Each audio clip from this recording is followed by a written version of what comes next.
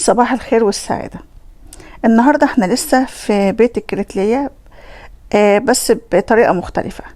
احنا المرة اللي فاتت اتناولنا يعني واتكلمنا عن بيت الكريتلية والتاريخ بيت الكريتلية وايه هو بيت الكريتلية. النهاردة هنتكلم على حاجة تانية، على الأساطير اللي دارت جوه بيت الكريتلية. ايه هي الأساطير ديت؟ قبل ما نتكلم على الأساطير هنتكلم على الشيخ سليمان الكريتلي. الشيخ سليمان كان خادم ضريح سيدي هارون الحسيني، وسيدي هارون الحسيني ده كان ولي من أولياء الله، وكان له قبة موجودة في الحديقة الأمامية لبيت الكريتلي. أندرسون وصف الشيخ هارون ان هو كان له طلة متواضعة كده، وان هو كان عنده صوت وعزب، وده طبعا من كتر ما كان بيقرأ القرآن وبيرتله، وكان بيقعد بقى يحكي قصص كتير جدا. هل هي أساطير؟ هل هي حقيقي؟ هل هي في جزء منها حقيقي وجزء مثلا خيال؟ احنا لحد دلوقتي مش عارفين. الشيخ سليمان برضو ان هو طبعا اصوله مش مصرية، هو كان كريتلي، وبالرغم من كده كان كأنه ابن بلد حقيقي، تحول كأنه ابن بلد حقيقي، اتشرب بالروح المصرية. والشيخ سليمان كانت طريقته ان هو يكسب ود الدكتور الانجليزي جاير. كانت طريقته ان هو يسرد عليه القصص، يقول له القصص عشان بعد كده جاير يسجلها، ويحول واحد من اهم الشوارع القاهرة اللي هو شارع الخليفة ومنطقة السيدة زينب، ان هو يحولها تبقى كلها اساطير. كانت في مصلحة مزدوجة بين جاير وبين سليمان. ايه بقى المصلحة دي؟ طبعا جاير كان بالنسبة للمصريين هو واحد انجليزي جه خد البيتين اللي هم اصلا بتوع المصريين، فكان ده مش متقبل شوية عند المصريين طبعا في الوقت دوت.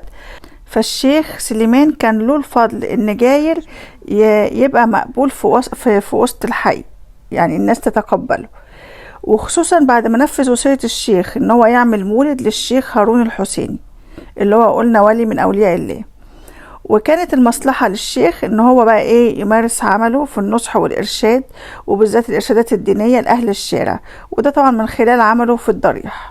بعد كده الشيخ سليمان ابتدى يحكي لأندرسون 14 قصة او 14 اسطورة وحكاية عن البيت. ال14 اسطورة دول جاير سجلهم في كتاب اسمه كتاب أساطير بيت الكريتلية، والكتاب دوت موجود باللغة الإنجليزية وتم إصداره في الخمسينات من القرن الماضي، وتم طبعا ترجمها تامر الليثي باللغة العربية في بدايات القرن اللي احنا فيه. يلا بينا نحكي ال14 قصة بتوع بيت الكريتلية اللي حكاهم سليمان لجاير. ايه هم بقى؟ أول قصة حكاها له قصة سفينة سيدنا نوح، وازاي رست على جبل يشكر، واقنعوا ان هي فعلا رست على جبل يشكر اللي هو مبني عليه البيتين، ومبني عليه جامع احمد بن طولون اللي هو جنب البيتين. بالرغم طبعا ان القرآن قال ان المكان الحقيقي لسفينة نوح زي ما ذكرها القرآن الكريم في جبل الجوادي، وجبل الجوادي زي ما احنا عارفين جبل في تركيا قرب حدود العراق مع سوريا. لكن هو ليه بقى حكى كده؟ هو حكى أسطورة جبل يشكر اللي سادت طبعا في حكاية بيت الكريتلية عشان يضفي قداسة على البيت، يخلي البيت له هالة كده قدسية كبيرة كده. تاني أسطورة سماها قصة الفداء العظيم، وكان بيتكلم فيها على تضحية سيدنا إبراهيم، والمعروفة طبعا لنا كلنا طبعا هي تمت فين وازاي، والقرآن بتاعنا طبعا قالها لنا كلها، شرحها لنا يعني. لكن هو بقى قال ان هي حصلت في جبل يشكر، وان جبل يشكر ده اتسمى جبل يشكر بعد ما تم فداء سيدنا اسماعيل بالذبح العظيم. اعتقد كده طبعا، مش اعتقد، ده اكيد يعني. القصة دي كلها طبعا هو مفبركة. هو بصوا كان كل القصص او معظم القصص كان عايز يدي كده قدسية للمكان، فهو قال ان قصة سيدنا إبراهيم والقصة سيدنا إسماعيل واللي حصل فيها كلها تمت على جبل يشكر، عشان كده اتسمى الجبل جبل يشكر، كأن سيدنا يعني إبراهيم بيشكر ربنا على فداء سيدنا إسماعيل. قصة مش مقنعة دي خالص. القصة الثالثة اسمها موسى وسحرة فرعون. في الحكاية دي بيحكي الشيخ سليمان عن المواجهة اللي حصلت بين فرعون ونبي الله موسى. فين بقى حصلت؟ في جبل يشكر. بيقول ان فرعون قعد على الجبل والوزير بتاعه، وكانوا بيترقبوا المواجهة اللي بين الأفعى بتاعت سيدنا موسى وبين أفاعي السحرة، وان هي فرعون كان متغاظ جدا وكان مضطرب وبيحكي بقى على مشاعره وكده جوه القصة دي. طبعا انا حاسة ان الشيخ سليمان وسعت منه قوي الحكاوي. اما نشوف بقى القصة الرابعة. القصة الرابعة بتتكلم على ايه؟ القصة الرابعة سماها قصة كليم الله. طبعا هو هنا يقصد سيدنا موسى. قال ايه بقى فيها؟ قال ان سيدنا موسى وهو بيكلم ربه كلم ربنا منين؟ من على جبل يشكر، وان هو عشان كده جبل يشكر الدعاء فيه مستجاب، وان هو مكان مقدس، وان هو طبعا احنا طبعا عارفين طبعا القصة دي حصلت في سينا، ان سيدنا موسى كلم ربنا في الجبل في سينا مش في جبل يشكر. عايزة اقول ان هو عايز يقول في نهاية الاساطير الاربع اساطير دول ان هو عايز يضفي قدسية على المكان. عايز يقول ان المكان ده الدعاء عليه مستجاب، وكان طبعا عشان طبعا جامع احمد بن طولون، وهو طبعا كان بيقدس جدا جدا برضو اللي هو مقام الشيخ هارون. نيجي بقى نتكلم عن اساطير البيت نفسه. هو هنا اتكلم عن 4 اساطير، طبعا دي اساطير طبعا خرافية وملهاش طبعا اساس من الصحة، لكن طبعا جاير صدقها لان جاير ما يعرفش الكلام ده كله. اما بقى القصص التانية الخاصة بالبيت نفسه ايه هي بقى؟ القصة رقم 5 هي قصة الجزار. ايه قصة الجزار دي؟ طبعا احنا عارفين ان البيتين جنبهم جامع احمد بن طولون، واللي بنى جامع احمد بن طولون هو احمد بن طولون. فاحمد بن طولون ده جاب جزار، والجزار دوت جاب قطع لحمة ووزعها حطها في اكتر من مكان. ده الكلام ده قبل ما يبنوا الجامع. والمكان اللي ما تلفتش فيه اللحمة فيه ما باظتش يعني، هو ده المكان اللي بنوا فيه الجامع. هو قصده هنا يقصد ان الجامع مكان مقدس، حتى اللحمة مش بتتلف فيه.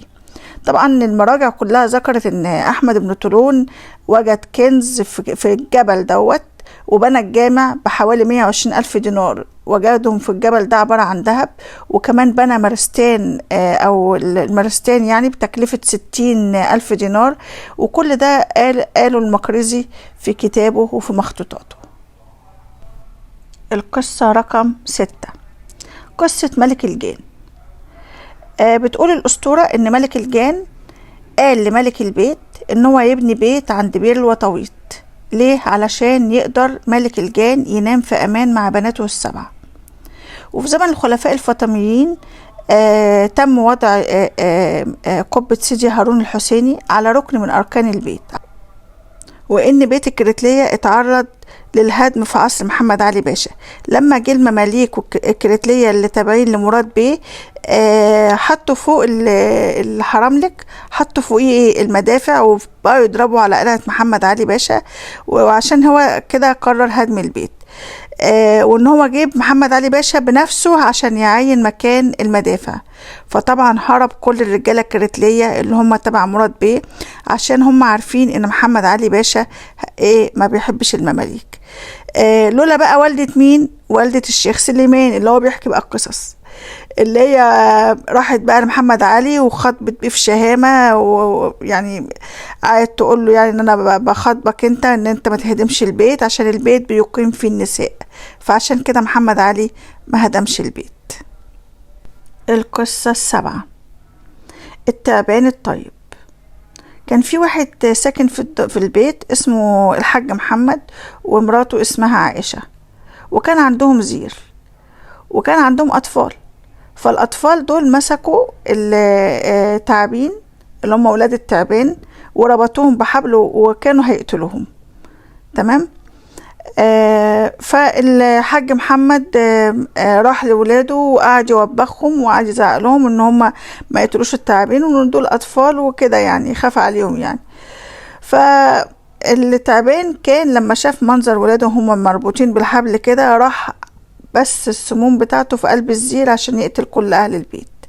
فلما لقى الحاج محمد بيزعق للصغار، وعرف ان الصغار دول صغيرين، ان هما يعني ما فهموش اللي هما عاملينه ده، او مش فاهمين ان دي اذية لاولاد التعبان. فايه، قصة غريبة قوي صعبة يعني. فراح بس السموم بتاعته في قلب البير عشان ينتقم منهم، يعني عشان هما اذوا ولاده. ف مش عارفة بضحك ليه وانا بحكي القصة دي.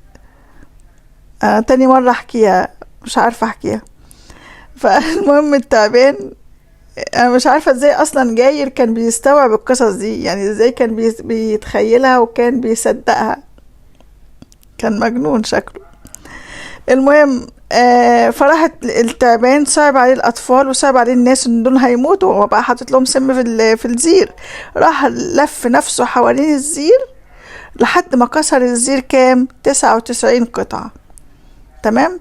ومن الوقت دوت التعبان بقى هو حارس اهل الدار، يعني ما كانش بقى بيخلي اهل الدار دول يجيلهم اي اذية من اي نوع. قصة غريبة. الأسطورة الثامنة هي أسطورة البيرة المسحورة، ودي بقى قصة رومانسية شوية بين أبطال القصة أمين ولطيفة. ولطيفة دي كانت جميلة جدا. والبير السحرية اللي احنا شايفينها قدامنا دي اسمها بير الوطويط. ايه بقى القصة؟ القصة ان أمين سمع عن جمال وحلاوة لطيفة، وان هي قد ايه هي جميلة يعني. فابتدى ان هو يحبها، وابتدى ان هو ما يعملش حاجة غير ان هو قاعد قدام المشربية يستنى أمينة تبص. وطبعا أمينة ما كانتش بتبص.